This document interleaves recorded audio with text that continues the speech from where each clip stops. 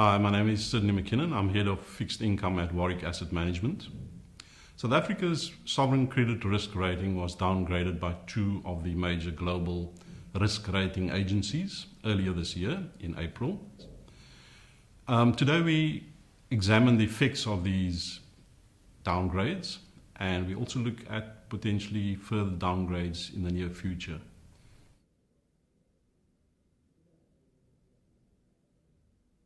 If we look at what a sovereign credit rating is, it can be described as the evaluation of the risk of investing in a particular country. Now, if you are evaluating that risk, you would normally assign a grading to that risk, and that grading would then define the level of risk of investing in that country. I think why it's important that a country has a sovereign credit rating, and why is it a good thing, is because it will give investors some level of confidence to invest within the country, and will also give them an idea of the level of risk that they're getting into.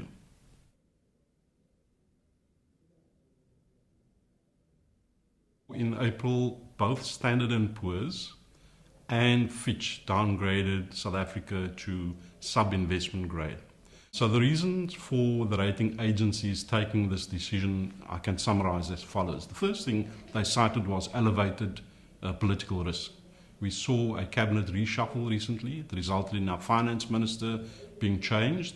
And then there was talk about something called radical economic transformation. Now, I think the rating agencies interpret this as potential to hamper policy continuity. So it's one of the reasons they gave. So the second point I'd like to make is that we've seen worsening fiscal metrics creep into South Africa as well. That's the government's ability to collect revenue. Then also what we've seen is that contingent liabilities towards state-owned enterprises has risen quite dramatically. And here we think of a company like Eskom that has had projects on the go that need to be financed. Then also we've seen sensitivity to capital outflows being quite topical as well as far as the rating agencies are concerned. We've got quite a big foreign holding of our local bonds, so at any one point in time, 35 billion could leave our shores quite quickly and quite easily. Last but not least, we've seen our debt to GDP levels rise as well, and these are the factors, if I could summarize it, that the rating agencies have been looking at in terms of giving us a downgraded rating.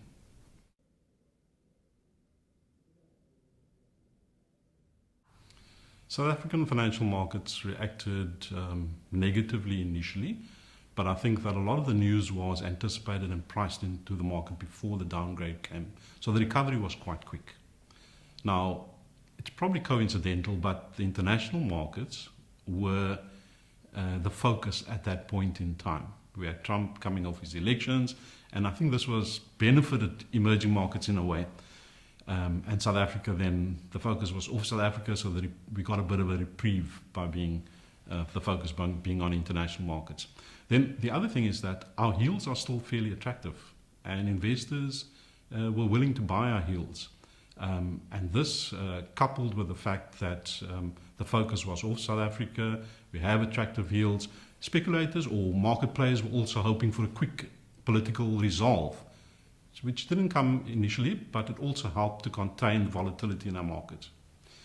The last point I want to make here is that the downgrades were not sufficient to remove South African bonds out of one of the major global world government bond indices. And I think that gave us a bit of a reprieve in terms of negative cash flows out of the country.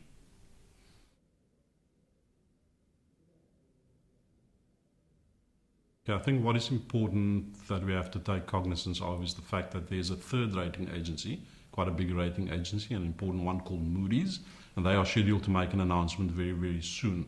If they downgrade us to sub-investment grade, then the potential for as much as 35 billion leaving our shores is a very real threat. Now, what I have to say is that forecasting that number is very difficult, because it is not easy to establish the number, as every fund that's investing in South Africa has different criteria for investing in South Africa. So it might not be as much as 35 billion. It could be quite a bit less. So the second point is that even though South Africa as an emerging market compares very well to its peers, there are certain factors that could sway rating agencies to change their mind and downgrade us further. Yeah, I'm thinking of things like low levels of education, a limited market size, and persistent low growth. So if these issues of elevated political tension or political activity persist, and we have low levels of growth persisting, it could sway the rating agencies to downgrade us even further. And the third point I want to make is that if we look at South African markets, we have a very liquid financial market. Also, the infrastructure in our financial markets is very strong. Now, if the global backdrop changes and becomes stronger and emerging markets come under pressure, we could see a sell-off of our market fairly quickly.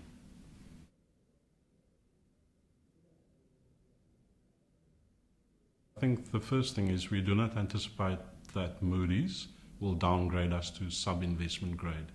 We think maybe one notch down in the near term, but not to sub-investment grade. Then secondly, what is also going to happen in our opinion is that, well, let me put it this way, the threat of further downgrades is very real. So if we do not pick up our growth, or the fiscal consolidation does not come through, or we continue to see elevated political risk, that threat will remain real and we could see further downgrades later in the year. We at Warwick have ensured that our portfolios are sufficiently diversified across all asset classes to take care of any volatility that may be experienced by markets as a result of further downgrades. And in particular, we've diversified both locally and offshore to ensure that portfolios can weather any storms if there are further downgrades.